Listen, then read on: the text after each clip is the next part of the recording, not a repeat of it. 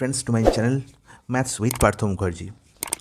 তোমরা আশা করি আমার চ্যানেলে দেখতে পাচ্ছ যে কীভাবে আমি তোমাদের 2024 সিজিএলের প্রিলিমসের জন্য রেডি করছি।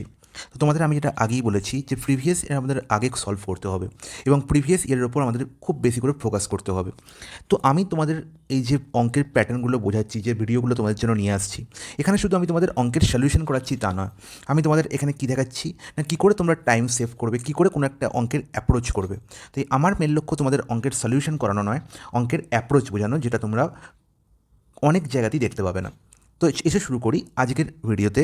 আমরা কী শিখতে যাচ্ছি না, আজকের ভিডিওতে আমরা 17 জুলাই 2023 এসএসসি সিজিএলের যে পেপারটি হয়েছিল তার থার্ড শিফটের কোশ্চেনগুলো সলভ করতে যাচ্ছি। তো আমরা থার্ড শিফটের আগে সেকেন্ড শিফট অলরেডি শেষ করেছি এবং সেখানে প্রত্যেকটা প্রশ্নের সলিউশন আমরা দেখেছি। তো আজকের এই থার্ড শিফটের প্রশ্নে যে ইম্পর্টেন্ট কোশ্চেনগুলোর সমাধান আমরা দেখব। তো সবাই খুব মন দিয়ে শুনবে এবং বি অ্যাটেন্টিভ। কোশ্চেন নাম্বার 1-এ বলা হয়েছে, if A cot theta plus B cosec theta is equal to P and B cot theta plus A cosec theta is equal to Q, then P square minus Q square is equal two.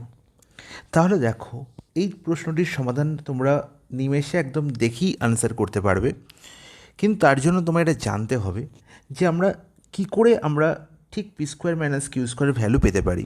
এর জন্য আমায় কী লাগবে, যেটা তোমার লাগবে সেটা হচ্ছে first of all তোমায় জানতে হবে যে cosec square theta minus cot square theta এর ভ্যালু হয় 1, এটা তোমাকে জানতে হবে। এবং এই ফর্মুলাকে কাজে লাগিয়েই তোমাকে এখান থেকে পি স্কোয়ার মাইনাস কিউ স্কোয়ারের ভ্যালু নির্ণয় করতে হবে। আচ্ছা, তোমরা আশা করি বুঝতে পারছো যে পি স্কোয়ার আর কিউ স্কোয়ারের ডিফারেন্স নির্ণয় করতে বলা হয়েছে এবং পি এর ভ্যালু দেওয়া হয়েছে a cot theta plus B cosec theta. তাহলে নিশ্চয়ই আমাকে পি স্কোয়ার করতে হবে। তাহলে যদি আমি পি স্কোয়ার করি তাহলে আমাকে এদিকেও কী করতে হবে, স্কোয়ার করতে হবে, তাই তো। সমান চিহ্নের এপারে এবং ওপারে সেম ওয়ার্ক আমাকে পারফর্ম করতে হবে, তবেই আমরা ইকুয়েশনের ভ্যালু সমান রাখতে পারবো। তাহলে যদি পি স্কোয়ার করে দিই তাহলে অ্যাকচুয়ালি পি স্কোয়ারের ভ্যালু আমরা কী পাচ্ছি না, a plus b whole square formula ভেঙে দাও, তোমরা কি দেখতে পাবে, a square cot square theta plus b square cosec square theta plus 2ab cot theta into cosec theta, cot theta into cosec theta, ব্যাস। সিমিলারলি এদিকে কিউ স্কোয়ার ভ্যালু কত পাবো না, কিউ স্কোয়ারের ভ্যালু পাবো b square cot square theta plus a square cosec square theta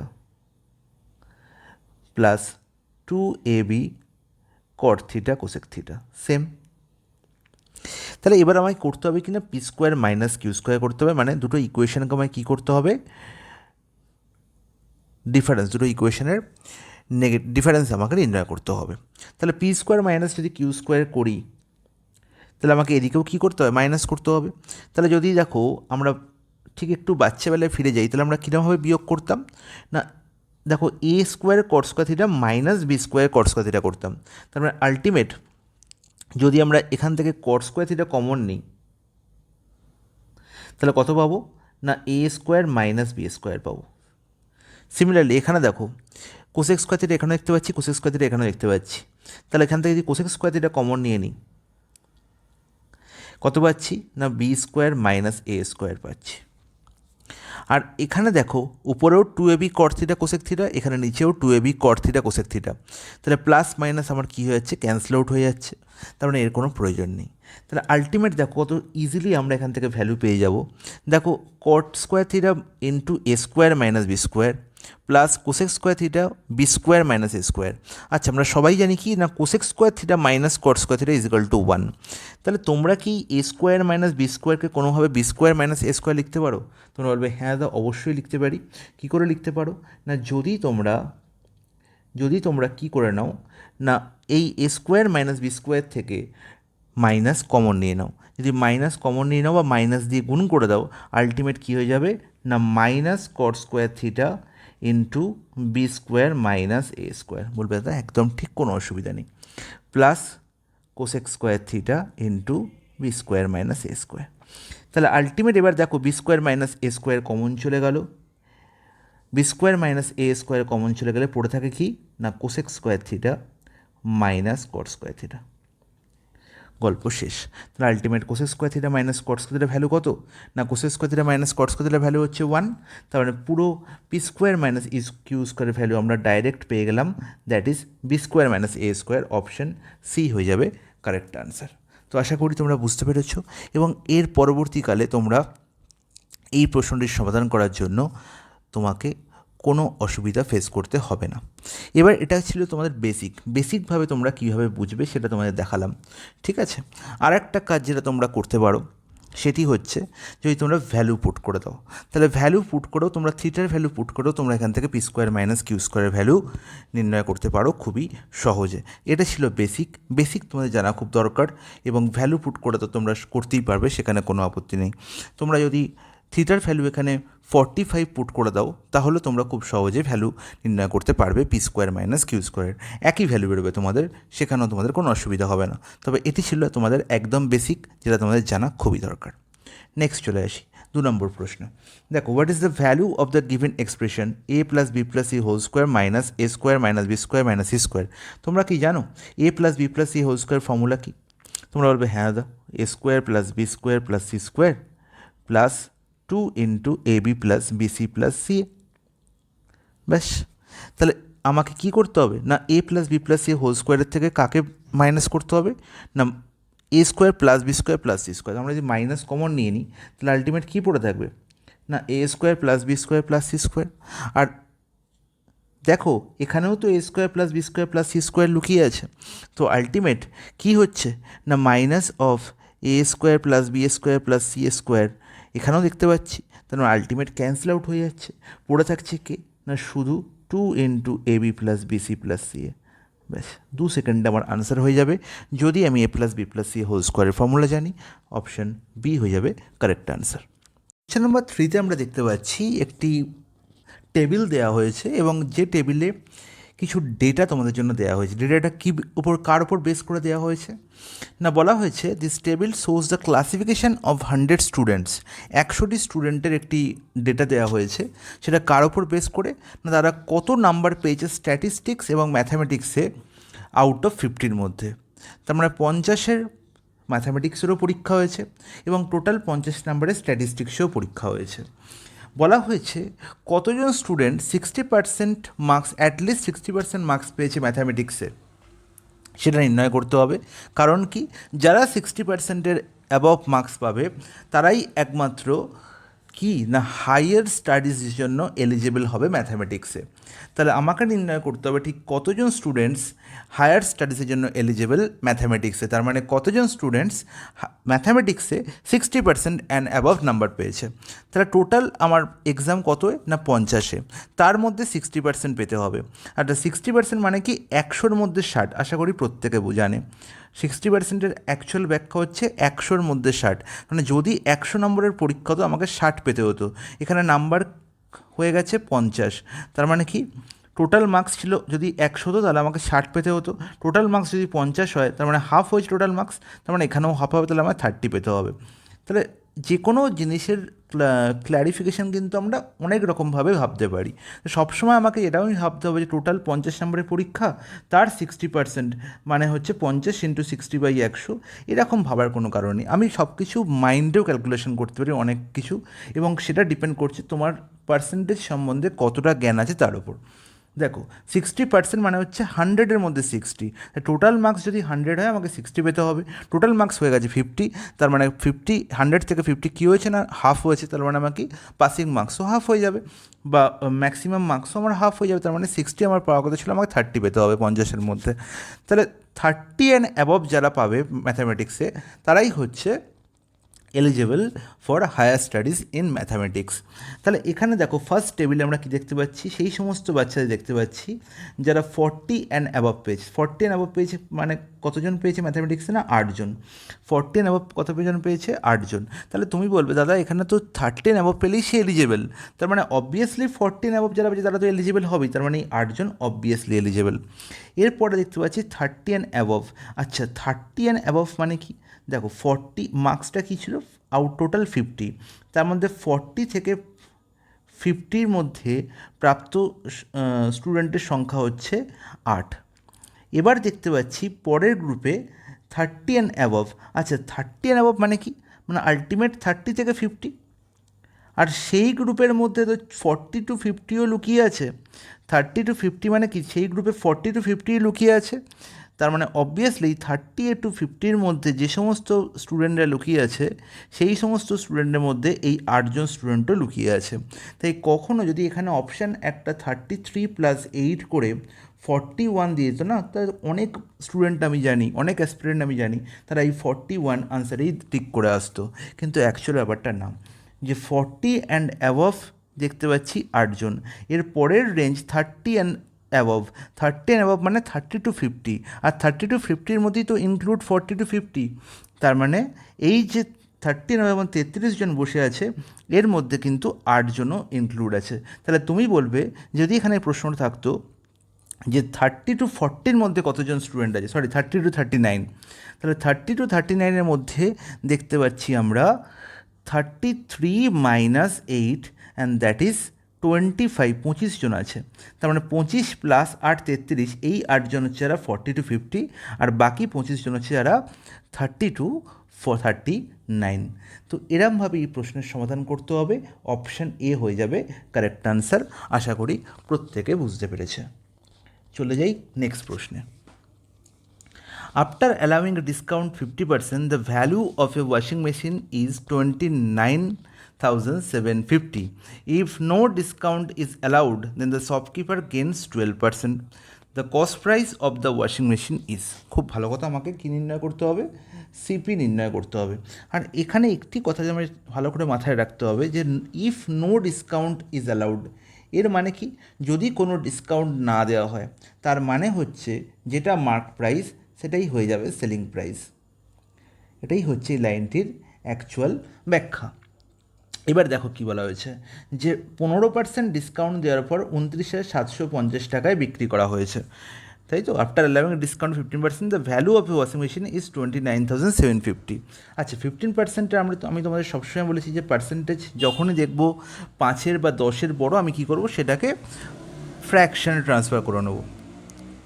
আচ্ছা 5% মানে আমরা সবাই জানি যে 5% মানে 1/20, 15% মানে কি 20-3, আচ্ছা সরি 3/20। তার মানে কি, যদি আমার 20 মার্ক প্রাইস থাকে, তাতে আমি 3 ডিসকাউন্ট দিয়েছি, তাহলে বিক্রি করেছি কতয়, না 17-এ বিক্রি করেছি। তাহলে এই যে রেশিওটি পেলাম, রেশিওটি অ্যাকচুয়ালি কি না মার্ক প্রাইস আর সেলিং প্রাইসের রেশিও, মার্ক প্রাইস আর সেলিং প্রাইসের রেশিও। আর এই 17-রই ভ্যালু বলা হয়েছে কত, 29,750, 29,750, তাই তো। তাহলে সেখান থেকে আমি কার ভ্যালু পেয়ে যাব, না 20-র ভ্যালু পেয়ে যাব, মার্ক প্রাইসের ভ্যালু পেয়ে যাব। এবার আমার বলেছে যে যদি আমি মার্ক প্রাইসের ভ্যালু পেয়ে যাই এবং যদি সেই মার্ক প্রাইসের উপর কোনো ডিসকাউন্ট না দেওয়া হয়, তাহলে 12% কী হয়, না গেন হয়। তার মানে এখন আমি যে মার্ক প্রাইসটা পেলাম সেটা কত পেলাম, না 29,750 বাই 17 ইন্টু 20। তাহলে এটি হচ্ছে আমার অ্যাকচুয়াল মার্ক প্রাইস, এবং যেটাই হচ্ছে এখন সেলিং প্রাইস। এবং এই সেলিং প্রাইসে বিক্রি করে হয়েছেটা কি, না 12% গেন হয়ে গেছে, 12% গেন হয়ে গেছে। আচ্ছা 12%-এর ফ্র্যাকশন ভ্যালু কত, 12%-এর ফ্র্যাকশন ভ্যালু কত, তুমি বলবে 4% মানে হচ্ছে 1/25, আর 12% মানে হচ্ছে 3/25। তার মানে 25 টাকা যদি আমার সিপি হয়, 25 যদি আমার সিপি হয়, তাহলে আমি 3 বেশি দামে বিক্রি করেছি। তার মানে কি 28-এ বিক্রি করেছি, তার মানে আমি 28-এ বিক্রি করেছি। আর সেই 28-এর ভ্যালু বলা হয়েছে কত, না এই 29,750 ইন্টু 20 বাই 17। আমার নির্ণয় করতে হবে কার ভ্যালু, না 25-এর ভ্যালু। তার মানে বাই 28 ইন্টু 25, ব্যাস, তাহলেই আমি আনসার পেয়ে যাব। তাহলে দেখো তো কাটাকুটি হয় কি না, অবশ্যই হবে। আমরা কী দিয়ে কাটবো, 7 দিয়ে কাটি। দেখো 7×4 28, 17, 7 দুগুণে 14, 7 5-এ 35, তাই তো। তাহলে 4250, এখানে 7×4 28, 4 5-এ 20, ক্যান্সেল আউট হয়ে গেল। 17 দিয়ে ডাইরেক্ট কাটাকুটি যাচ্ছে, অবশ্যই যাচ্ছে। 17 34, 17 5-এ 85। তাহলে দেখো 25 25 625, আর 625 ইন্টু 25 করলে হবে 31250। অপশান এ হয়ে যাবে আমার কারেক্ট আনসার। চলে যাই নেক্সট প্রশ্ন। দেখো নেক্সট প্রশ্নে বলা হয়েছে প্রতিমা অ্যান্ড দীক্ষা can complete typing work separately in 10 hours and 15 hours respectively. খুব ভালো কথা। তাহলে প্রতিমার একটি টাইপিং ওয়ার্ক করে 10 ঘন্টায়, আর কি বলা হয়েছে না দীক্ষা করছে কত ঘন্টায় না 15 ঘন্টায়।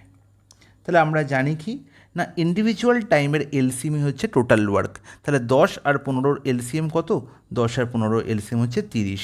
তাহলে 30 যদি আমার টোটাল ওয়ার্ক হয় তাহলে পি এর এফিসিয়েন্সি কত? 30/10 3, এবং 30/15 2 হচ্ছে দীক্ষার এফিসিয়েন্সি। ওকে, এবার কি বলা হয়েছে after typing for 4 hours alone Pratima leave the work. খুব ভালো কাজ। তাহলে প্রতিমা 4 ঘন্টা কাজ করেছে। 4 ঘন্টা কত কাজ হবে? 4 3 12 ইউনিট কাজ হবে। তাহলে কত কাজ এখনও পড়ে আছে? 30 ইউনিট টোটাল ওয়ার্ক, সেখান থেকে 12 ইউনিট অলরেডি হয়ে গেছে। তাহলে পড়ে আছে কত ইউনিট? রিমেনিং ওয়ার্ক কত না রিমেনিং ওয়ার্ক হচ্ছে 18 ইউনিট। আর সেই 18 ইউনিট ওয়ার্ক কী করবে বলছি, হাউ মেনি ওয়ার্ডস উইল দীক্ষা complete the remaining typing work. তাহলে দীক্ষা করবে রিমেনিং ওয়ার্ক।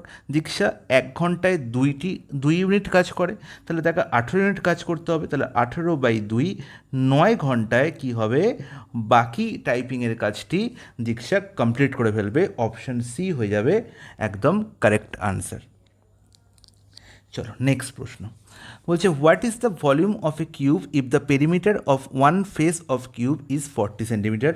এই প্যাটার্নের প্রশ্ন আমি আগের প্র্যাকটিস সেটেও অনেক করেছি, তো এখানে প্রশ্নের মধ্যে কিছু নেই, জাস্ট আনসার আমি তোমাদের বলবো, তোমরা দেখে নাও। কী বলা হয়েছে? What is the volume of the cube. Volume আমাকে নির্ণয় করতে হবে, আর আমরা সবাই জানি যে ভলিউম অফ কিউবের ফর্মুলা কি না এ কিউব, সাইড কিউব, তাই তো? এ কিউব মানে হচ্ছে সাইডের হোল কিউব। সাইডের হোল কিউব করলে আমি কী পেয়ে যাবো? ভলিউম পেয়ে যাবো। খুব ভালো কথা। বলেছে পেরিমিটার অফ ওয়ান ফেজ। আচ্ছা, পেরিমিটার অফ ওয়ান ফেজ আমরা জানি প্রত্যেকটা ফেজ একটা কি বর্গক্ষেত্র বা স্কোয়ার। তার মানে কি বর্গক্ষেত্র পেরিমিটার মানে কি 4 ইন্টু এ বা 4 ইন্টু সাইড। তাই 40কে যদি 4 দিয়ে ভাগ করি তাহলে কি পাবো? 10 পাবো। আর 10 হচ্ছে কি একটি সাইডের ভ্যালু, তার মানে 10 হচ্ছে আমার এ এর ভ্যালু। নির্ণয় করতে হবে কি আমাকে না ভলিউম। তাহলে যখনই এর ভ্যালু পেয়ে গেলাম তাহলে সাইডের কিউব মানে এর কিউব করলে আমি ভলিউম পেয়ে যাব। তাহলে ভলিউম কত হবে না 10 cube, that is 1000 semi cube. Option A হয়ে যাবে কারেক্ট আনসার। নেক্সট প্রশ্ন, one quality of rice at 45 per kg is mixed with another quality at certain rate in the ratio 3:2। খুব ভালো কথা।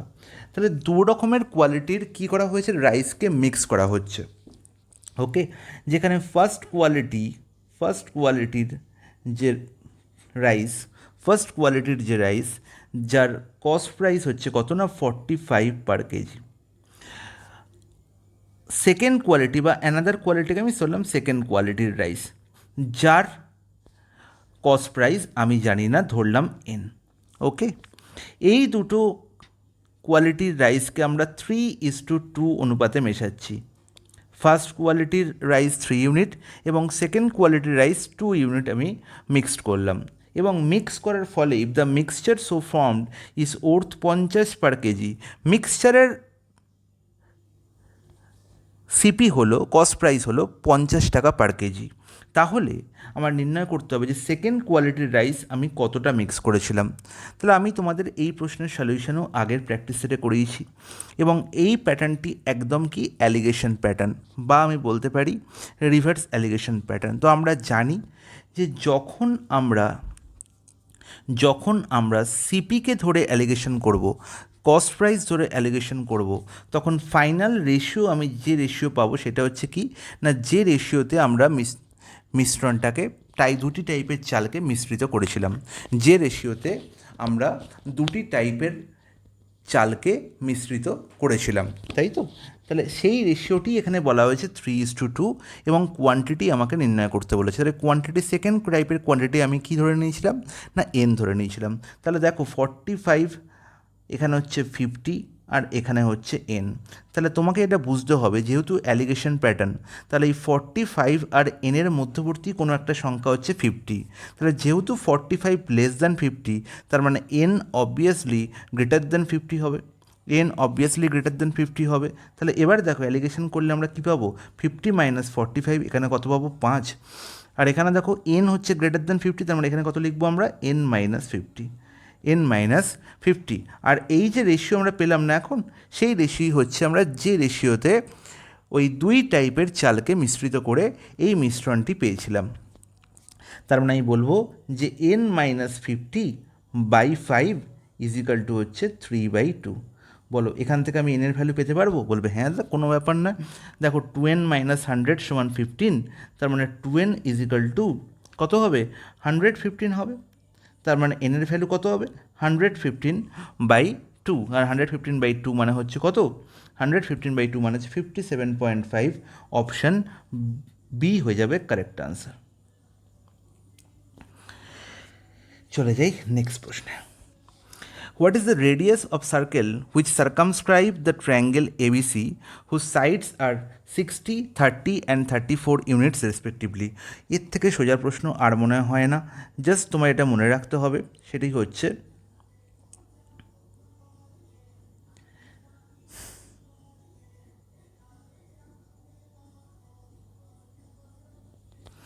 দেখো বলেছে what is the radius of circle which circumscribe the triangle. আচ্ছা, তাহলে একটি ট্রায়াঙ্গেলকে সার্কামস্ক্রাইব করে আছে একটি সার্কেল। তার মানে এই সার্কেলটিকে আমরা কি বলতে পারি? Circum circle. অথবা কি বলতে পারি, যেটাকে বাংলায় আমরা কি বলি না পরিবৃত্ত। আচ্ছা, তাহলে আমার পরিবৃত্তের রেডিয়াস নির্ণয় করতে হবে। এবার এই যে ট্রায়াঙ্গেলটা বলা আছে, triangle ABC whose sides are 16, 30 and 34, তাহলে তোমায় এটা মনে রাখতে হবে বাবা। যেটা মনে রাখতে হবে সেটি হচ্ছে এই ট্রায়াঙ্গেলটি কী রকমের, এই ট্রায়াঙ্গেলটি কী ধরনের ট্রায়াঙ্গেল, এর ক্লাসিফিকেশন কী, সেটা তুমি পাবে কোথা থেকে? না এই 60, 30 আর 34 থেকে। তোমরা সবাই জানো যে 8, 15, 17 একটি ট্রিপলেট তৈরি করে। মানে কি? 8 square plus 15 square is equal to 17 square হয়। তার মানে 8, 15, 17 দিয়ে যে ট্রায়াঙ্গেল তৈরি করা হয় সেটি একটি রাইট অ্যাঙ্গেল ট্রায়াঙ্গেল হয়। এবং এটিও আমি তোমাদের আগের ক্লাসগুলোতে বলেছিলাম যে যখনই 8, 15, 17কে ট্রিপলেট তৈরি করছে, তাই 8কে যদি আমি 2 দিয়ে গুণ করি, 15কেও যদি আমি 2 দিয়ে গুণ করি এবং 17কেও আমি যদি 2 দিয়ে গুণ করি, তাহলে যে ভ্যালু পাবো তারাও কিন্তু একটি ট্রিপলেট তৈরি করবে। সিমিলারলি 8কে যদি 3 দিয়ে গুণ করি, 15কেও যদি 3 দিয়ে গুণ করি এবং 17কেও যদি 3 দিয়ে গুণ করি, তাহলে যে ভ্যালু পাবো তারাও ট্রিপলেট তৈরি করবে। তার মানে কি? সেম সংখ্যা দিয়ে গুণ করলে আমি যে ভ্যালুগুলো পাবো তারাও কিন্তু ট্রিপলেট তৈরি করবে। এটা আমার মাথায় রাখতে হবে। তাহলে 8, 15, 17 হচ্ছে বেস এখানে, 8, 15, 17 হচ্ছে বেস এখানে। তাহলে দেখো 8-এর দুগুণ করলে আমরা কত পাবো? 8-এর দুগুণ করলে পাবো আমরা 16, 15-এর দুগুণ করলে আমরা কত পাবো? 30 এবং 17-এর দুগুণ করলে আমরা কত পাবো? 34। আর সেই তিনটে ভ্যালুই তো আমরা এখানে দেখতে পাচ্ছি। তার মানে 16, 30, 34 দিয়ে যে ট্রায়াঙ্গেল হবে সেটি একটি রাইট অ্যাঙ্গেল ট্রায়াঙ্গেল হবে। আর রাইট অ্যাঙ্গেল ট্রায়াঙ্গেলের ক্ষেত্রে আমরা অবশ্যই জানি যে এই সবথেকে বড় সাইডটি কী হয় না হাইপোটেনুস হয়। তার মানে বিসি সাইডটি কী হবে? হাইপোটেনুস হবে, যার ভ্যালু হবে কত? 34। নির্ণয় করতে হবে কি? এই সার্কেলটি বা পরিবৃত্তটির রেডিয়াস। আর আমরা সবাই জানি যে সার্কাম রেডিয়াসের formula for right angle triangle কী হয় না হাইপোটেনিউস/2 হয়। Hypotenuse for right angle triangle circum radius. তাহলে সার্কাম রেডিয়াস কী হবে? সার্কাম রেডিয়াসে আমার ভ্যালু কী হবে না হাইপোটেনিউসের লেন্থ/2। হাইপোটেনিউসের লেন্থ কত এখানে না 34, আর তার অর্ধেক করলে আমরা কত পাবো?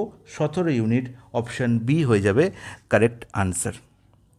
চলে যাই নেক্সট প্রশ্নে। বলছে how many of the following numbers are divisible by 132? আচ্ছা, নিচে আমার এখানে কতগুলি সংখ্যা দেওয়া হয়েছে, বলেছে ঠিক কতগুলো সংখ্যা 132 দিয়ে পুরোপুরি ভাগ যায়। আচ্ছা, তোমরা কি জানো যে 132 দিয়ে ভাগ যাওয়া মানে সংখ্যাগুলো অবশ্যই এদের ফ্যাক্টরগুলো দিয়েও ভাগ যাবে। তার মানে কি? আমরা সবাই জানি 132 মানে 11x12। তার মানে এই যে সংখ্যাগুলো দেওয়া আছে না, এদের মধ্যে আমার নির্ণয় করতে হবে কোন কোন সংখ্যাগুলো 132 দিয়ে ডিভিজিবল। তাহলে 132-এর ডিভিজিবিলিটি রুল তো আমি জানি না, কিন্তু আমি 11-র ডিভিজিবিলিটি রুল জানি। তার মানে সংখ্যাগুলো 11 দিয়ে অবশ্যই ডিভিজিবল হতে হবে এবং 12 দিয়েও অবশ্যই ডিভিজিবল হতে হবে। আর 12-র ডিভিজিবিলিটি রুল তো আমার জানা নেই বা যদি জানা না থাকে তাহলে আমি ভাবতে পারি এরকমভাবে যে 12 দিয়ে ডিভিসিবল মানে সে 4 দিয়েও ডিভিসিবল হবে এবং 3 দিয়েও ডিভিসিবল হবে। তাহলে এই 11, 4 এবং 3 এদের ডিভিসিবিলিটি রুল চেক করলেই আমি পেয়ে যাব যে কোন কোন সংখ্যা 132 দিয়ে ডিভিসিবল। তাহলে আমি কী জানলাম, সংখ্যাটি 132 দিয়ে ডিভিসিবল মানে 11 দিয়েও অবশ্যই ডিভিসিবল, 4 দিয়েও অবশ্যই ডিভিসিবল এবং 3 দিয়েও অবশ্যই ডিভিসিবল। তাহলে 11তে ডিভিসিবিলিটির রুল কি আমরা সবাই জানি, যে কোনো একটি বৃহৎ সংখ্যার মধ্যে যে যে ডিজিটগুলো বসে আছে তাদের অড প্লেসের ডিজিট এবং ইভেন প্লেসের ডিজিটের সামের ডিফারেন্স যদি 0 অথবা 11-র মাল্টিপল হয় তাহলেই সংখ্যাটি 11 দিয়ে ভাগ যাবে। তাহলে দেখি 660 আমি দেখেই বুঝতে পারছি 66 11 দিয়ে ভাগ যায়, তার মানে 11 দিয়ে ডিভিসিবল হবে। আচ্ছা, আগে 11-র ডিভিসিবল কোন কোন সংখ্যাগুলো সেগুলোকে আমরা নির্ণয় করে নিই। দেখো 7 আর 4-এর যোগফল কত, 11, আর 11 থেকে 5 বিয়োগ করলে আমরা কি দেখতে পাচ্ছি, 11 অথবা 0 হচ্ছে না, তার মানে 754 11 দিয়ে ভাগ যায় না, তার মানে 132 দিয়েও ভাগ যায় না। 9 আর 4-এর 13, 13 থেকে 2 বিয়োগ করলে কত, 11, তার মানে 924 আমার 11 দিয়ে ভাগ যাবে। ওকে, 1452 1 আর 5-এর 6, 4 আর 2-এর 6, তার মানে এও যাবে 11 দিয়ে ভাগ। দেখো নেক্সট সংখ্যা হচ্ছে 1526, 1 + 2 3 এবং 6 আর 5 হচ্ছে 11, তার মানে কি এই সংখ্যাটি কিন্তু আমার 11 দিয়ে ভাগ যাবে না। 1980 অবভিয়াসলি 11 দিয়ে ভাগ যাবে, 8 আর 1 আর 8-এ 9, 9 + 0 9, তার মানে এই সংখ্যাটিও 11 দিয়ে ভাগ যাবে। 2045 4 আর 2-এ 6 আর এখানে 5 + 0 5, এও 11 দিয়ে ভাগ যাবে না। 7 আর 2-এ 9 আর এখানে হচ্ছে 1 + 0 0, তার মানে 1 + 1 0 হচ্ছে 1, তার মানে 7 আর 2-এ 9 - 1 তো 8 হয়ে যাচ্ছে, তার মানে এই সংখ্যাটিও আমার 11 দিয়ে ভাগ যাচ্ছে না। তাহলে আমি 4টে এখন অবধি সংখ্যা পেয়েছি, 660, 924, 1452 এবং 1980। এই 4টি সংখ্যা 11 দিয়ে পুরোপুরি ভাগ যাচ্ছে। তাহলে এই সংখ্যাগুলো যদি 4 এবং 3 দিয়েও ভাগ যায় তাহলে আমরা বলতে পারি যে এই 4টি সংখ্যাই 132 দিয়ে পুরোপুরি ভাগ যাবে। তাহলে দেখো 4 দিয়ে ডিভিসিবিলিটি রুল কি, লাস্ট দুখানা ডিজিট যদি 4 দিয়ে ভাগ যায়। 660-এর 60 কি 4 দিয়ে ভাগ যায়, বলবে হ্যাঁ অবশ্যই, তার মানে এই 4 দিয়েও ভাগ যাচ্ছে। তাহলে একসঙ্গে 3-এর ডিভিসিবিলিটিও চেক করে নিই। 3-এর ডিভিসিবিলিটি কী করে চেক করব, যদি সংখ্যাটার মধ্যে যে ডিজিটগুলো বসে আছে তাদের সাম যদি 3 দিয়ে ভাগ যায় তাহলে অবশ্যই সংখ্যাটা 3 দিয়ে ভাগ যাবে। তাহলে 6 + 6 12, 12 + 0 12, তার মানে 12 3 দিয়ে ভাগ যাচ্ছে, তার মানে এই সংখ্যাটা 132 দিয়ে ভাগ যাবে। এখন আমি পেয়ে গেলাম।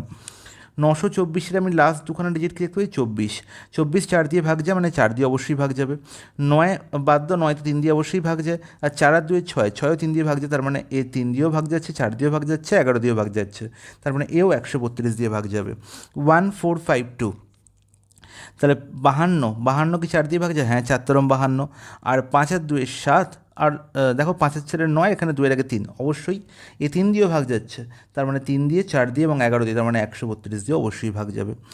লাস্ট 1980, আচ্ছা 80 কি 4 দিয়ে ভাগ যায়, অবশ্যই 4 20 80 আমরা সবাই জানি, আর 8 আর 1-এ 9, এখানে 9 তো দেখতেই পাচ্ছি, তার মানে 3 দিয়ে অবশ্যই ভাগ যায়, তার মানে এই সংখ্যাটিও 132 দিয়ে পুরোপুরি ভাগ যাবে। তাহলে এখানে 4টে সংখ্যা আমরা দেখতে পাচ্ছি যে 132 দিয়ে পুরোপুরি ভাগ যাবে। চলে আসি নেক্সট প্রশ্ন।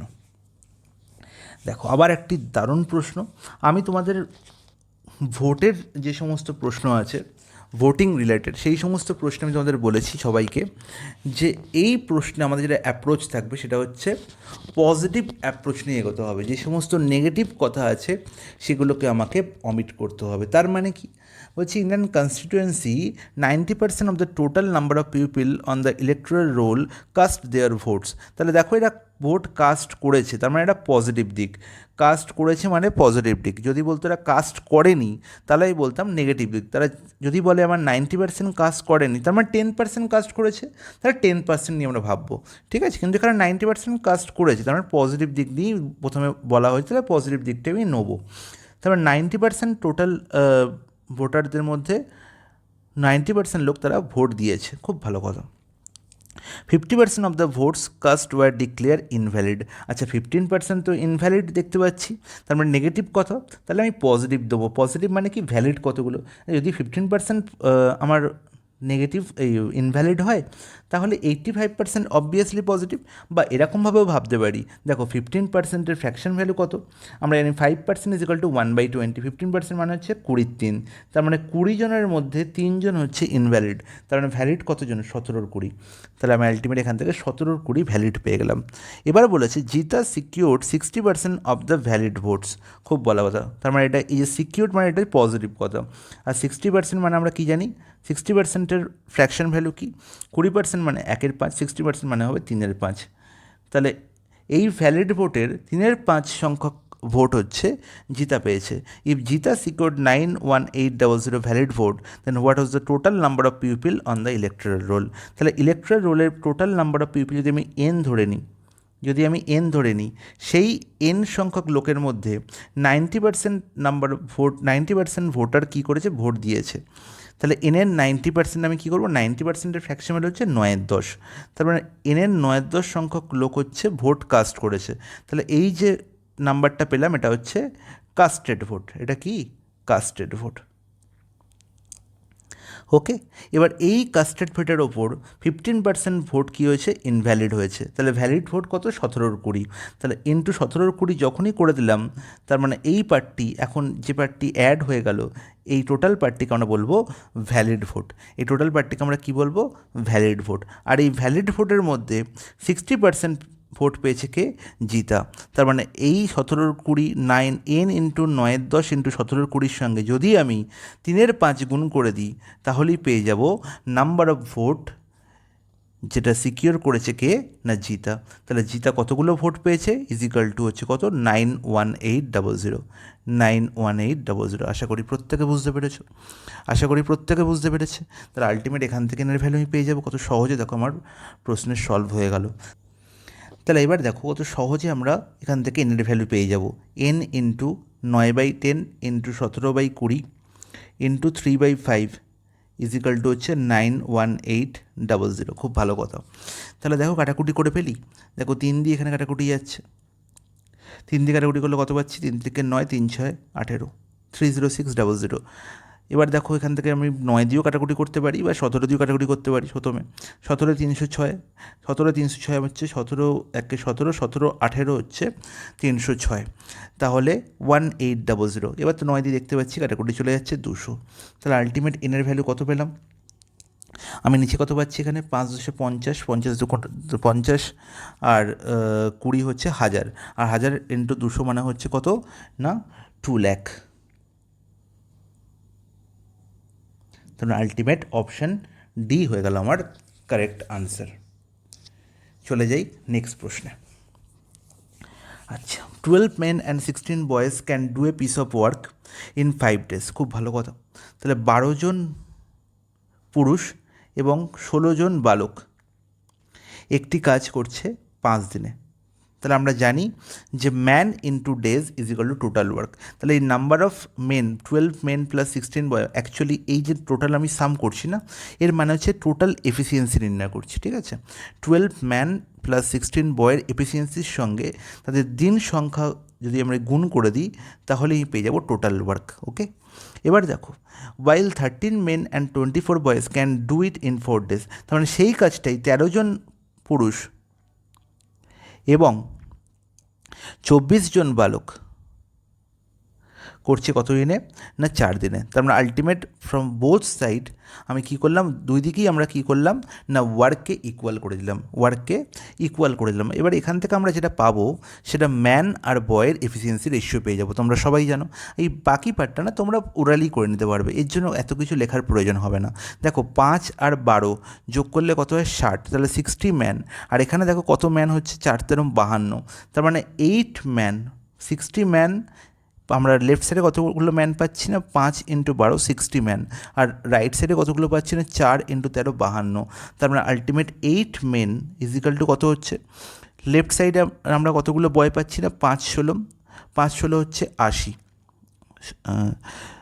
হ্যাঁ 5 16 80, আর এখানে দেখতে পাচ্ছি 4 24 96, তার মানে 16 বয়, তাই তো 8 ম্যান ইজিক্যাল টু 16 বয়। এখান থেকেই আমরা ম্যান আর বয়ের এফিসিয়েন্সি রেশিও পেয়ে গেলাম 2/1, তাহলে ম্যানের এফিসিয়েন্সি, ম্যানের জায়গায় আমি 2 লিখবো আর বয়ের জায়গায় আমি 1 লিখবো। ম্যান মানে আমি লিখে দেবো না তার এফিসিয়েন্সি হচ্ছে 2 এবং বয়ের এফিসিয়েন্সি হচ্ছে 1। ব্যাস আমার গল্প শেষে। বলছি এবার in how many days can 20 men and 22 boys complete the work.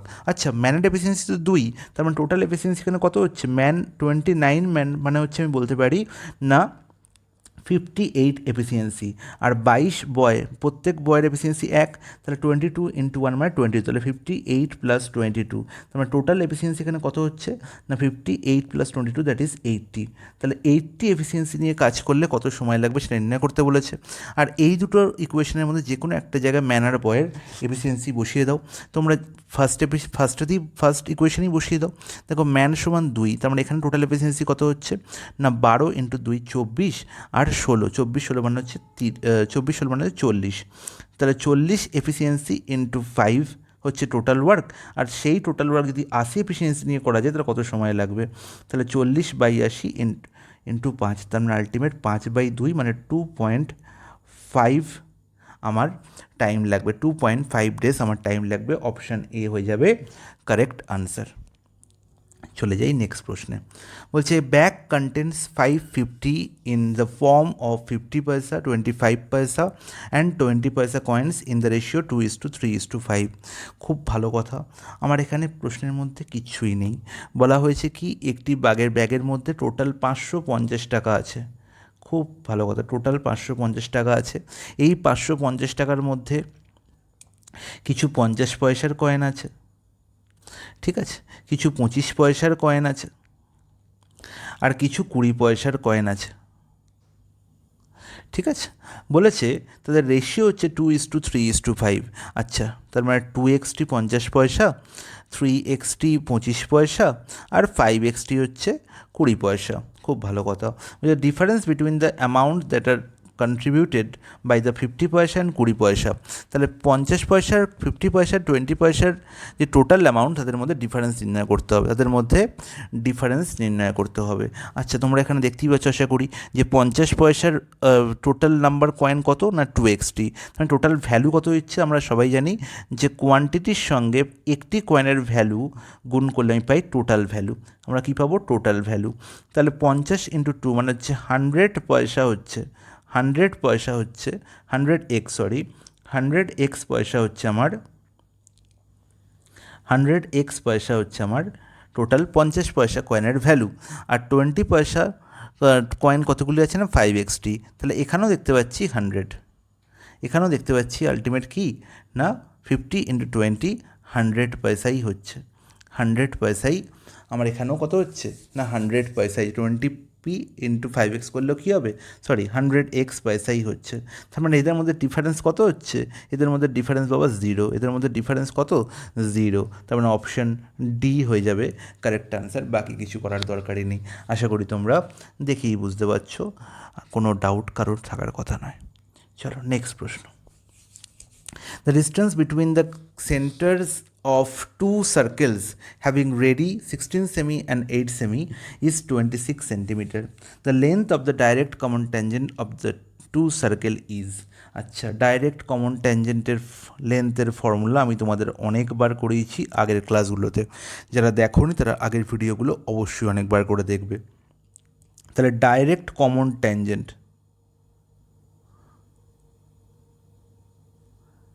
এই হচ্ছে আমাদের বিষয়। তাহলে ডাইরেক্ট কমন ট্যানজেন্টের লেন্থ আমাকে নির্ণয় করতে হবে। আচ্ছা, তোমরা সবাই যেন ডাইরেক্ট কমন ট্যানজেন্ট কীরকম দেখতে হবে আরও একবারে বলে দিচ্ছি।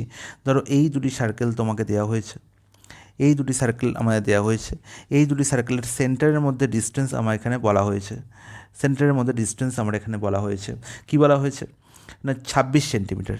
ডিস্টেন্স কত না 26 সেন্টিমিটার। আর সার্কেল দুটোর রেডিয়াস কত বলা হয়েছে? সার্কেল দুটোর রেডিয়াস বলা হয়েছে 16 সেন্টিমিটার এবং 8 সেন্টিমিটার। নির্ণয় করতে হবে কি না ডাইরেক্ট কমন ট্যানজেন্ট। নির্ণয় করতে হবে আমাকে ডাইরেক্ট কমন ট্যানজেন্টের লেন্থ, তাই তো? ডাইরেক্ট কমন ট্যানজেন্টের লেন্থ আমাকে নির্ণয় করতে হবে, যার আমি নাম দিলাম এবি। তাহলে এবির লেন্থ আমাকে নির্ণয় করতে হবে। দুটো সার্কেল রেডিয়াস বলা হয়েছে 16 সেন্টিমিটার এবং 8 সেন্টিমিটার।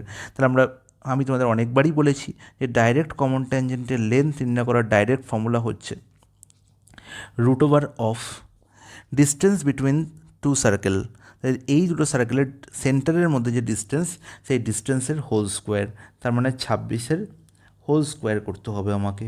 তাহলে 26-এর স্কোয়ার থেকে যদি এবার আমাকে তুমি বলবে যে দাদা মনে রাখবো কী করে ডাইরেক্ট কমন ট্যানজেন্ট আর ট্রান্সভার্স কমন ট্যানজেন্টের লেন্থের ফর্মুলা আমি মনে রাখবো কী করে। আমি সবসময় তোমাদের বলেছি যে ডাইরেক্ট কমন ট্যানজেন্ট কী হয় না, ডাইরেক্ট কমন ট্যানজেন্টের যে লেন্থ হয় সেই লেন্থটি ট্রান্সভার্স কমন ট্যানজেন্টের লেন্থ অপেক্ষা কী হয়, বৃহত্তম হয়। ট্রান্সভার্স কমন ট্যানজেন্টের লেন্থ অপেক্ষা বৃহত্তম হয়। তাই আমি সবসময় বলেছি যে এই ফার্স্ট কেস যেখানে আমরা দুটি সার্কেলের সেন্টারের মধ্যে ডিস্টেন্সের স্কোয়ার করছি, এটা হচ্ছে common for direct common tangent and transverse common tangent. এর পরের পার্টে এখানে কী আছে, মিডিলে মাইনাস আছে, এবং এটাও দুটি ফর্মুলার ক্ষেত্রে কমন। বাকি যে পার্টটা, এই পার্টটাই হচ্ছে ডিফাইন করে যেটা ডাইরেক্ট কমন ট্যানজেন্ট হবে না ফর্মুলা হবে, না ট্রান্সভার্স কমন ট্যানজেন্টের ফর্মুলা হবে। আচ্ছা, যেহেতু ডাইরেক্ট কমন ট্যানজেন্ট আমি কী দেখেছি, বৃহত্তম, তার মানে কি, যদি এই পার্টটি কমন থাকে এবং এখানে সাইনে যদি 1 থাকে, তার মানে কি 26-এর স্কোয়ার থেকে যদি আমি ছোট সংখ্যা বিয়োগ করি, তবেই তোমার কি হবে না, তবেই আমি পুরো জিনিসটার ভ্যালু কী পাবো, বেশি পাবো, rather than transverse common tangent. এবং তাই জন্য ডাইরেক্ট কমন ট্যানজেন্টে আমার এখানে কী নিয়ে নেওয়া হয় না, রেডিয়াসের ডিফারেন্স নেওয়া হয়, তার মানে কি ছোটো সংখ্যা আমি বিয়োগ করছি। আর ট্রান্সভার্স কমন ট্যানজেন্টে কী নেওয়া হয় না, রেডিয়াসের সাম নেওয়া হয়, তাই তো। ফর ট্রান্সভার্স কমন ট্যানজেন্ট এখানে নেওয়া হবে r plus r, r for direct common tangent এখানে নেওয়া হবে আর মাইনাস আর এর হোল স্কোয়ার। ঠিক আছে, আশা করি প্রত্যেকের মনে থাকবে, আর কোনো সমস্যা দেখার কথা নয়। তাহলে 16 - 8-এর হোল স্কোয়ার করলে কত পাবো না, 8 স্কোয়ার। এবার দেখো, তাহলে √26² - 8 স্কোয়ার, তাহলে আমরা এখানে a square minus b square দেখতে পাচ্ছি। তাহলে আলটিমেট কী হবে না, 26 + 8 × 26 - 8। আচ্ছা, এই পার্টগুলো কিন্তু তোমরা ওরালি করে নেবে। 26 + 8 করলে কত পাবো না, 34, × 26 - 8 করলে আমরা কত পাবো না, 18। তাহলে এখানেও দেখতে পাচ্ছি 2 × 17, এখানে দেখতে পাচ্ছি 2 × 9, তাই তো। তাহলে 2 × 17, এখানে দেখতে পাচ্ছি 2 × 9, 18 থেকে আমরা 2 × 17 2 × 9, 2 × 9 পাবো আমরা 18কে ভাঙলে, আর 34কে ভাঙলে পাবো আমরা 2 × 17। তাহলে দুটি 2 আছে, তাহলে একটি 2কে বাইরে বের করে দাও। তুমি বলবে দাদা 9কেও তো আমরা বর্গমূল করে 3 বাইরে বের করতে পারি, কিন্তু 3 বাইরে বের করলে এখানে অপশানের সঙ্গে ম্যাচ করবে না, তাই আমার 3 বার করার দরকার নেই।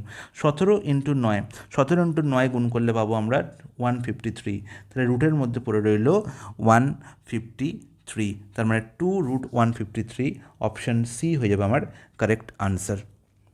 কোশ্চেন নম্বর 15-এ বলা হয়েছে, find the area of the sector of A circle with radius 5 centimetre and angle 60 degree. আচ্ছা, সেক্টর মানে কি তোমরা জানো?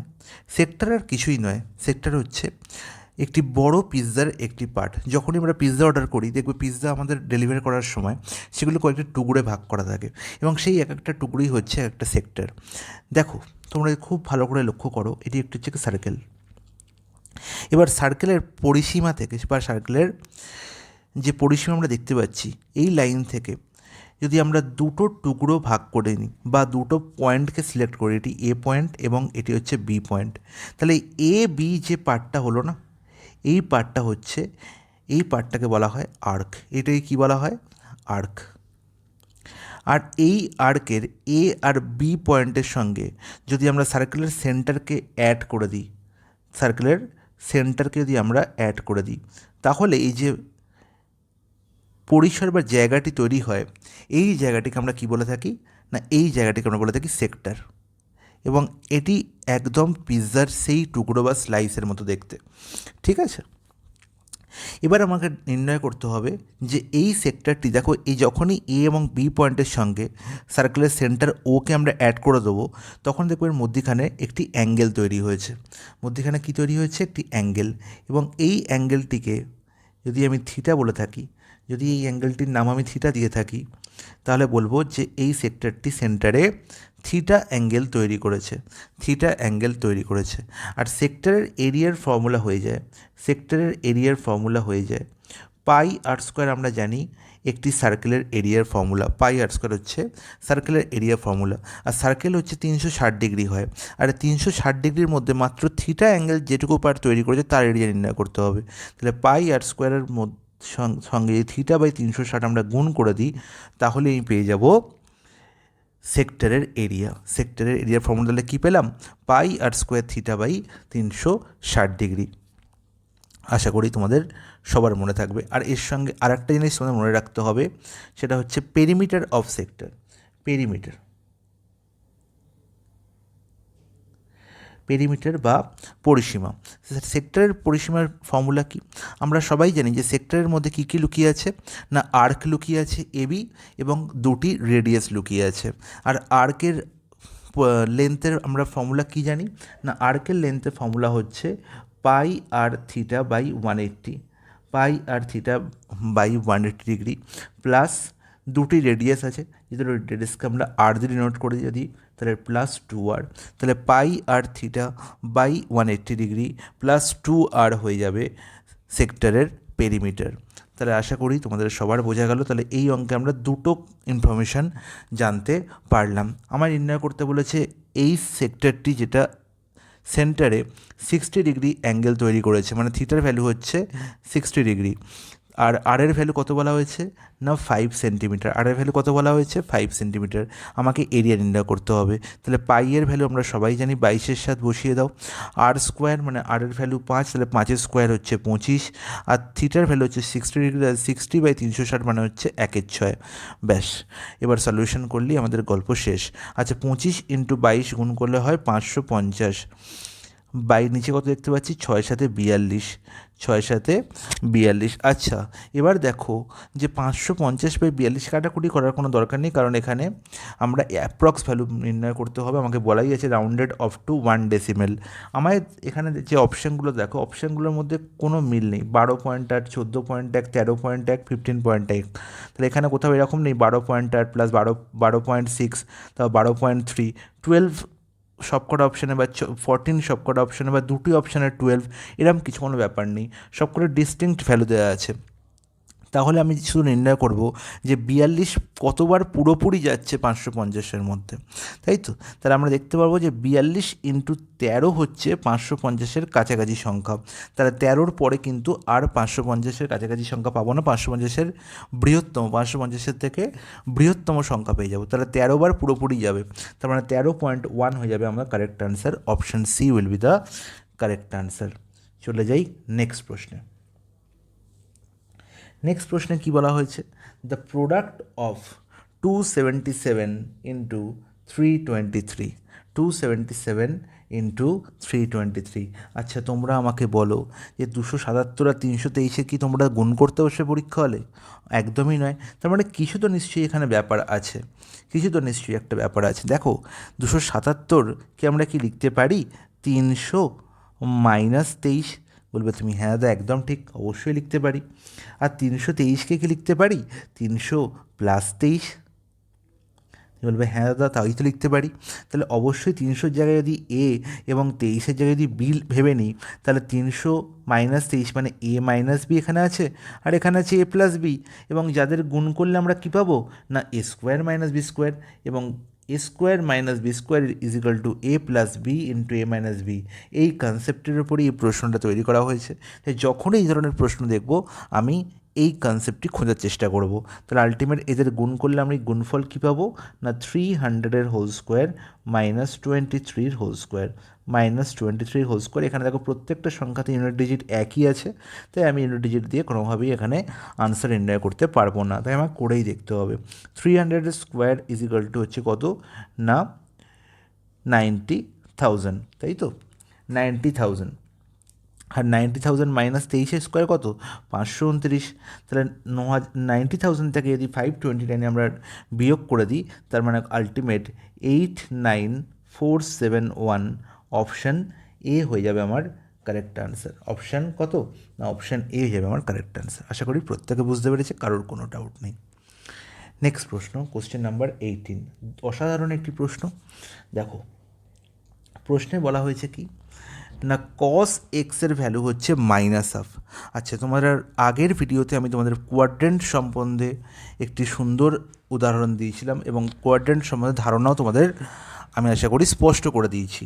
তাহলে যখনই দেখছি কস এক্সের ভ্যালু মাইনাস হাফ, আচ্ছা ফার্স্ট কোয়াড্রেন্টে তো সবাই পজিটিভ, ফার্স্ট কোয়াড্রেন্টে তার মানে কি 0 to 90 মধ্যে আমরা দেখতে পাবো যে সাইন কস ট্যান অথবা সেক কোসেক কট এরা সবাই হচ্ছে কি পজিটিভ। তার মানে ফার্স্ট কোয়াড্রেন্টে অবশ্যই এই অ্যাঙ্গেলটি অবস্থিত নয়। যেহেতু আমি কস এক্সের ভ্যালু দেখতে পাচ্ছি হাফ, তার মানে এই এক্স অ্যাঙ্গেলটি অবভিয়াসলি কোন কোয়াড্রেন্টে অবস্থিত? না আমরা দেখতে পাই জানি কি না অল সাইন ট্যান কস, অল সাইন ট্যান কস, তাই তো। তার মানে আইদার সেকেন্ড কোয়াড্রেন্ট অথবা থার্ড কোয়াড্রেন্টে এক্স অ্যাঙ্গেলটি অবস্থিত, তাই তো। এক্সের ভ্যালু কোথায়, কোন কোয়াড্রেন্ট থেকে কোন কোয়াড্রেন্টের মধ্যে থাকবে? না সেকেন্ড আর থার্ডের মধ্যে, কারণ ফার্স্ট আর ফোর্থে কস হচ্ছে পজিটিভ। তার মানে আমি লিখতে পারি যে কস এই হাফ, আমরা কি লিখতে পারি হাফের জায়গায়? দেখো হাফ কোন কোন অ্যাঙ্গেলে ভ্যালু হতে পারে? না আমরা জানি কস 60 ডিগ্রি ভ্যালু হচ্ছে, কস 60 ডিগ্রি ভ্যালু হচ্ছে হাফ, কস 60-র ভ্যালু হচ্ছে হাফ। তাহলে যেহেতু মাইনাস হাফ আছে, না যেহেতু মাইনাস হাফ আছে, কস এক্সের ভ্যালু হবে কস 180 ডিগ্রি প্লাস 60 ডিগ্রির সঙ্গে ইকুয়াল, 180 ডিগ্রি প্লাস 60 ডিগ্রির সঙ্গে ইকুয়াল। কারণ কি? কারণ আমরা সবাই জানি যে cos 180 degree plus theta is equal to কি না ইজিক্যাল টু হচ্ছে মাইনাস কস থিটা, তাই তো। এবং সেটাই এখানে দেওয়া হয়েছে, এই মাইনাস কস থিটার ভ্যালু দেওয়া হয়েছে কত? না মাইনাস হাফ, মাইনাস হাফ। তার মানে আলটিমেট আমাকে এক্সের ভ্যালু নির্ণয় করতে হবে। তাহলে এক্সের ভ্যালু কত হবে? না এক্সের ভ্যালু হবে 240, 240 ভ্যালু হবে এক্সের ভ্যালু। আমার নির্ণয় করতে হবে ট্যান এক্সের ভ্যালু, ট্যান এক্সের ভ্যালু। তার মানে ট্যান 240-240 ভ্যালু নির্ণয় করতে হবে, ট্যান 240 ডিগ্রি ভ্যালু নির্ণয় করতে হবে। আর ট্যান 240কে আমরা কি লিখতে পারি? না tan of 180 degree plus 60 degree, same concept. আর ট্যান অফ 180 প্লাস থিটা, তার মানে থার্ড কোয়াড্রেন্টের ট্যান কি পজিটিভ, তার মানে ট্যান 60 পাবো। আর ট্যান 60-র ভ্যালু কত হয়? √3। তার মানে অপশান এ হয়ে যাবে আমার কারেক্ট আনসার। আশা করি কারোর কোনো প্রবলেম থাকার কথা নয়। চলে যাই নেক্সট প্রশ্নে। A person took a loan at 5% per annum simple interest during the first year with an increase of 0.5% simple interest every year from the second year onwards. খুব ভালো কথা। After 4 years he paid 4,600 rupees as a total interest to settle the loan completely. তাহলে একজন মানুষ কি করছে না loan নিয়েছে, ঠিক আছে। এবার সেই যখন লোন দিচ্ছে, সেই লোনের ইন্টারেস্টে দিচ্ছে কীভাবে? না 5% পার অ্যানাম সিম্পল ইন্টারেস্ট রেটে। এবার কি হলো না লোন সে আজকে নিল, যেদিন সে লোন নেবে সেদিনকে কোনো ইন্টারেস্ট দিতে হয় না, তাই 1 বছর পর থেকেই তাকে ইন্টারেস্ট দিতে হচ্ছে। তাহলে ফার্স্ট ইয়ারে গিয়ে সে কী করছে না 5% ইন্টারেস্ট দিচ্ছে, 5% ইন্টারেস্ট দিচ্ছে, খুব ভালো কথা।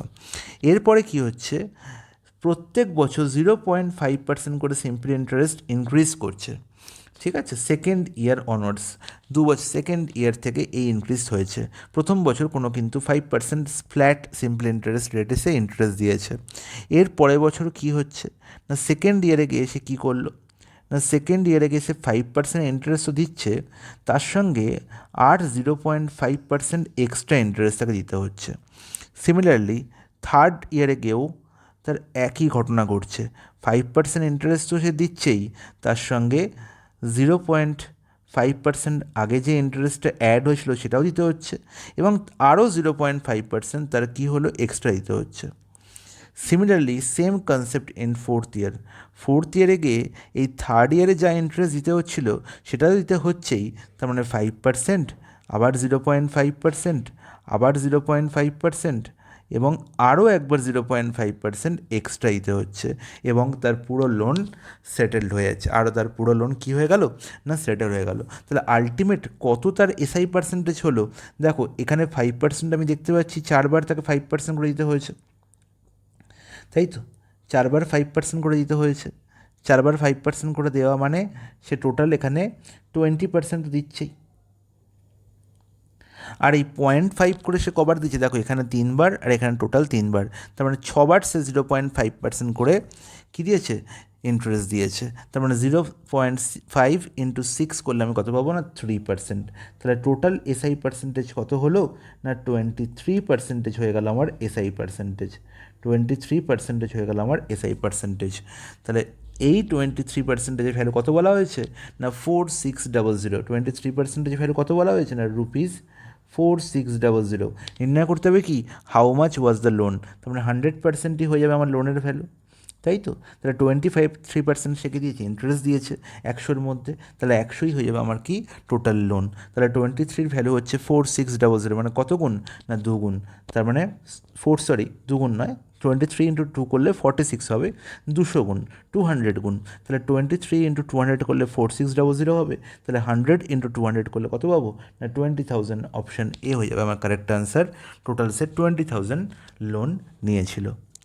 নেক্সট প্রশ্ন, using cos of a plus b is equal to cos a cos b minus sin a sin b. তার মানে কিছুই না, cos of a plus b formula দেওয়া হয়েছে। Cos of a plus b formula দেওয়া হয়েছে কি না cos a into cos b minus sin a into sin b. খুব ভালো কথা। নির্ণয় করতে হবে যে এই ফর্মুলা ইউজ করে তোমরা কস 75-এর ভ্যালু নির্ণয় করো। আচ্ছা 75 ডিগ্রি মানে আমরা কী লিখতে পারি, 75 মানে আমরা লিখতে পারি 45 ডিগ্রি এ এর ভ্যালু, আর বি এর ভ্যালু হচ্ছে 30 ডিগ্রি। আশা করি তোমরা বুঝতে পেরেছো যে 75কে আমাকে এ প্লাস বি আকারে লিখতে হবে। তুমি সেটা লিখতে পারো 40+35 লিখতে পারো, কিন্তু 40-র ভ্যালু কি তোমার জানা, জানা নয়। তোমার 45 ভ্যালু জানা, তাই তো। 35-এর ভ্যালু কি তোমার জানা, না জানা নয়। তোমার 30-র ভ্যালু জানা, তাই তুমি যে ভ্যালুগুলি তোমার জানা আছে সাইন কস ট্যানের, তোমরা সেই ভ্যালুগুলোতেই লিখবে। তাহলে 45+30 করলে আমরা কী পাবো, 75 পাবো। তাহলে এ আর ভি এর ভ্যালু পুট করে দাও, তাহলেই গল্প শেষ। আচ্ছা বলো কস 45-এর ভ্যালু কী হবে, 1/√2। আচ্ছা কস বি, তাহলে এ এর ভ্যালু 45, বি এর ভ্যালু কত 30 ডিগ্রি, আর কস 30 মানে কত না √3/2। Very good. এবার সাইনের ভ্যালু কত 45 ডিগ্রি, 1/√2। আর সাইন বি, বি এর ভ্যালু কত 30 ডিগ্রি, আর সাইন 30 ডিগ্রি মানে কত 1/2। তার আলটিমেট দেখো যখনই আমরা বিয়োগ করব, নিচে এখানেও দেখতে পাচ্ছি 2√2, এখানেও 2√2, তার মানে 2√2 নিচে রয়ে গেল, উপরে কী রইল √3 - 1, √3 - 1। কিন্তু এরকমভাবে কি কোনো জায়গায় দেখতে পাচ্ছি কোনো অপশানে কি এরকম নিচে 2√2 আছে, নেই। নিচে সবার কী আছে 4 আছে। তাহলে নিচে তোমরা 4 বানাও। নিচে 4 কী করে বানাবে, যদি √2 দিয়ে গুণ করে দাও, যদি তোমরা √2 দিয়ে গুণ করে দাও, তার আলটিমেট দেখো √2 দিয়ে গুণ করলে নিচে কত হয়ে গেল, নিচে আমার 4 হয়ে গেল। নিচে আমার কত হয়ে গেল না 4 হয়ে গেল, ব্যাস। এবার √2 দিয়ে যদি আমি √3 - 1কে গুণ করে দিই, পড়ে থাকবে কত √6 - √2/4, আর √6 - √2/4 অপশান সিতে আমি দেখতে পাচ্ছি। তাহলে অপশান সি হয়ে যাবে আমার কারেক্ট আনসার। নেক্সট প্রশ্ন, a constable Ram is 225 meter behind a thief Somesh. খুব ভালো কথা। তাহলে রাম হচ্ছে কনস্টেবল, সোমেশ হচ্ছে থিফ। সোমেশের পেছনে দৌড়চ্ছে Ram. Ram runs 50 meter, Somesh runs 30 meter in a minute. তাহলে কি এখানে দেওয়া আছে, রাম আর সোমেশের স্পিড দেওয়া আছে মিটার পার মিনিটে। বলছে at what time the constable Ram catch the thief Somesh. তাহলে আমরা সবাই জানি যে এদের ডিফারেন্সই হচ্ছে, এদের স্পিড ডিফারেন্সই হচ্ছে এদের কি না রিলেটিভ স্পিড, তাই তো। তাহলে আমরা এখান থেকে স্পিড ডিফারেন্স নির্ণয় করতে পারবো। তুমি বলো মিটার পার মিনিটে বেরোবে, বেরুক, কোনো অসুবিধা নেই। তার মানে আমরা এখান থেকে বলতে পারি যে প্রত্যেক মিনিট দেখো 50 মিটার যাচ্ছে এবং 30 মিনিট যাচ্ছে 1 মিনিটে রাম এবং সোমেশ। তাহলে আমরা বলতে পারি যে প্রত্যেক মিনিটে মানে ইন 1 মিনিট, 1 মিনিটে তাদের মধ্যে ডিস্টেন্স রিডিউস হচ্ছে কত না 20 মিটার। 20 মিটার ডিস্টেন্স রিডিউস হচ্ছে 1 মিনিটে, তাই তো। আমাকে টোটাল কত ডিস্টেন্স রিডিউস করতে হবে না 225 মিটার। তাহলে 225 মিটার ডিস্টেন্স কখন রিডিউস হয়ে যাবে, সেটাই হচ্ছে আমার required time to catch the thief অথবা টু ক্যাচ দ্য সোমেশ, তাই তো। তাহলে 1 মিটার হচ্ছে 20 মিটার হচ্ছে 1 মিনিটে। তাহলে আমি বলবো না 1 মিটার ওদের সময় লাগবে কত না 1/20, আর 225 মিটার ওদের সময় লাগবে কত না 225/20, 225/20। আচ্ছা 5 দিয়ে কাটাকুটি করে দাও, 5 4 20, এখানে হচ্ছে 45, তাহলে 45/4 মিনিট পরে কী হবে না রাম সোমেশকে ধরে ফেলবে, তাই তো, রাম ক্যাচ সোমেশ। তাহলে এবার দেখো 45/4 করলে কত পাবো না, আমি এখানে দেখতে পাচ্ছি যে 11 বার পুরোপুরি আছে, 4 11 44, তাহলে 11 মিনিট তো আমি পুরোপুরি পাচ্ছি। আর বাকি পড়ে থাকছে কত, 11 মিনিট বাদ দেওয়ার পরে বাকি থাকছে 1/4 মিনিট, তাহলে 1/4কে 60 দিয়ে গুণ করলে 4 15 60, তার মানে 11 মিনিট 15 সেকেন্ড পরে ধরে ফেলবে কাকে, রাম সোমেশকে। অপশান ডি হয়ে যাবে কারেক্ট আনসার। আশা করি প্রত্যেকে বুঝতে পেরেছে, কারোর কোনো ডাউট থাকার কথা নয়। চলে যাই নেক্সট প্রশ্নে। A table was bought for 3000 and sold for 3200, find the gain or loss. তাহলে তোমরা সবাই জানো বট মানে হচ্ছে সিপি, 3000 হচ্ছে আমার সিপির ভ্যালু, এবং বিক্রি করা হয়েছে তার মানে সেলিং প্রাইস বলা হচ্ছে 3200, তার মানে obviously selling price greater than cost price, তার মানে অলওয়েজ কী হবে, প্রফিটই হবে। আর প্রফিট আমরা কী করে পাই, selling price minus cost price করে, তাহলে 200 টাকা আমার গেন হয়েছে। অপশান এ হয়ে যাবে কারেক্ট আনসার। নেক্সট প্রশ্নে চলে যাই। বলছি Sarthak and Mohan have been assigned a work to design a room for a ceremony whatever. তাহলে সার্থক আর মোহন একটি কাজ করছে, একই রকমের কাজ করছে।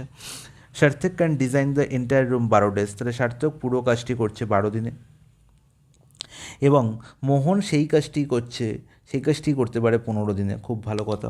তাহলে 12 আর 15 এলসিএম হয়ে যাবে টোটাল ওয়ার্ক, আর 60 ইউনিট হয়ে গেল আমার টোটাল ওয়ার্ক, যেখানে আমি দেখতে পাচ্ছি সার্থকের এফিসিয়েন্সি কত, 60/12 দ্যাট ইজ 5, আর 60/15 4 হয়ে যাবে আমার মোহনের এফিসিয়েন্সি। খুব ভালো কথা।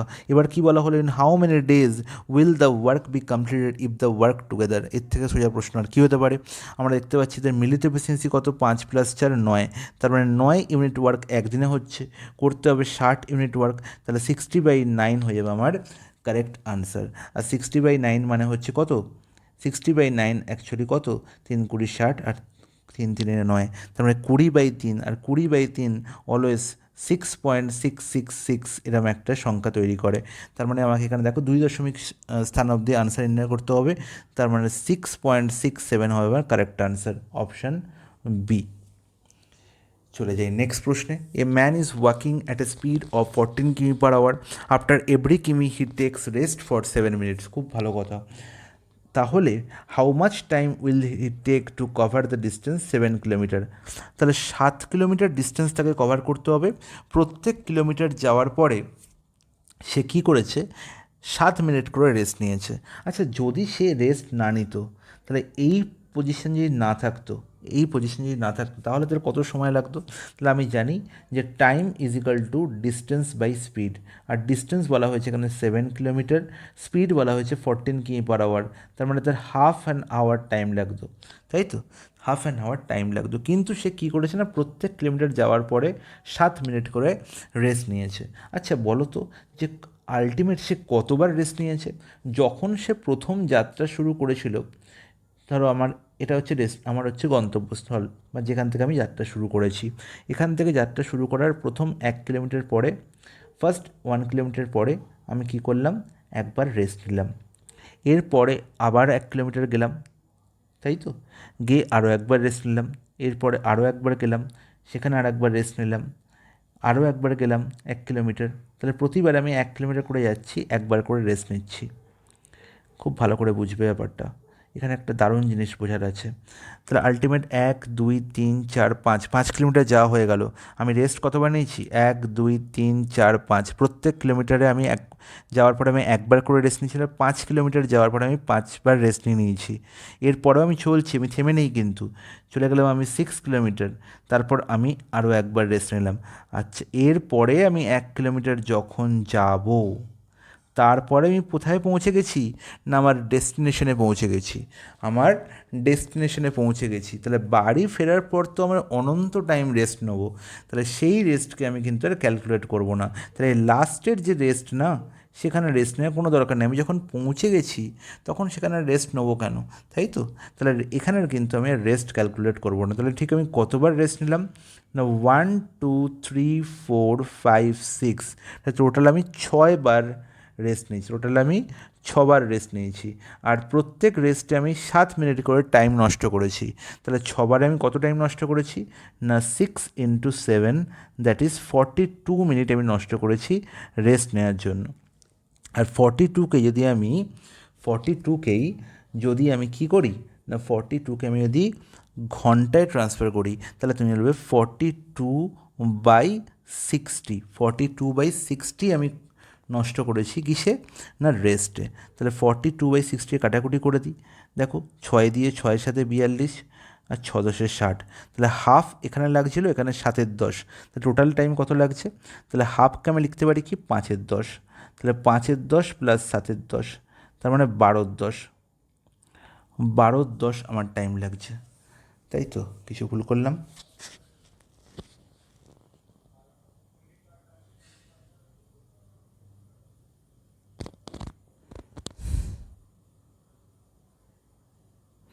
না, কোনো ভুল নেই। তাহলে 12/10কে আমি কী লিখতে পারি? 12/10কে আমি লিখতে পারি 6/5, আর 6/5 মানে হচ্ছে কি না 1.1/5। অপশান এ হয়ে যাবে আমার কারেক্ট আনসার। টোটাল আমার 1 ঘন্টা 1.1/5 ঘন্টা টাইম লেগেছে ডেস্টিনেশনে পৌঁছোতে। চলে আসি নেক্সট প্রশ্ন, আজকের লাস্ট প্রশ্ন। দেখো x+1/x এর ভ্যালু দেওয়া হয়েছে কত? না x+1/x এর ভ্যালু দেওয়া হয়েছে আমার -6। নির্ণয় করতে হবে x⁵ + 1/x⁵ এর ভ্যালু। আচ্ছা তোমরা আমাকে বলো তো x⁵ + 1/x⁵ এর ডাইরেক্ট ফর্মুলা কি? তোমরা সবাই জানো যে 3 × 2 - 1 হচ্ছে আমার কনসেপ্ট। এই 3, 2, 1 আর কিছুই নয়, এরা হচ্ছে এক্সের পাওয়ার। তার মানে x³ + 1/x³ x² + 1/x² - x + 1/x, তাই তো? x5 + 1/x⁵ এর x⁵ + 1/x⁵ এর ডাইরেক্ট ফর্মুলা হচ্ছে x³ + 1/x³ × x² + 1/x² - x + 1/x। তাহলে আমরা জানি x + 1/x এর ভ্যালু -6, তাহলে x³ + 1/x³ এর ভ্যালু কত হবে? তোমরা সবাই জানো যে x + 1/x এর ভ্যালু যদি k হয়, তাহলে x³ + 1/x³ এর ভ্যালু হবে k³ - 3k। তাহলে এখানে k এর ভ্যালু কত? -6, তাহলে k³ করলে কত হবে? -6^3, তার মানে -6^3 মানে 216, -216, তাই তো? -216 হয়ে গেল। আর এরপরে কী হবে? না -3k, তাই তো? তাহলে -3 × -6, তার মানে +18। তাহলে এটি হলো আমার x³ + 1/x³ এর ভ্যালু। আচ্ছা এবার দেখো x² + 1/x², তাহলে আমরা সবাই জানি x + 1/x যদি k হয়, তাহলে x² + 1/x² ভ্যালু হবে k² - 2। তাহলে এখানে k এর ভ্যালু কত? -6, -6 হোল স্কোয়ার করলে হবে 36, +36 -2 করলে কত হবে? 34, তাই তো? আর x + 1/x এর ভ্যালু তো দেওয়াই আছে -6, তাহলে -6 আর এই মাইনাস গুণ করলে হয়ে যাবে +6, ব্যাস গল্প শেষ। তাহলে -216 + 18 মানে হচ্ছে -198 ইন্টু 36 - 2 করলে কত হবে? 34, আর এখানে হচ্ছে +6। তার মানে অবভিয়াসলি আমার যে ভ্যালুটি হবে সে ভ্যালুটি কী হবে?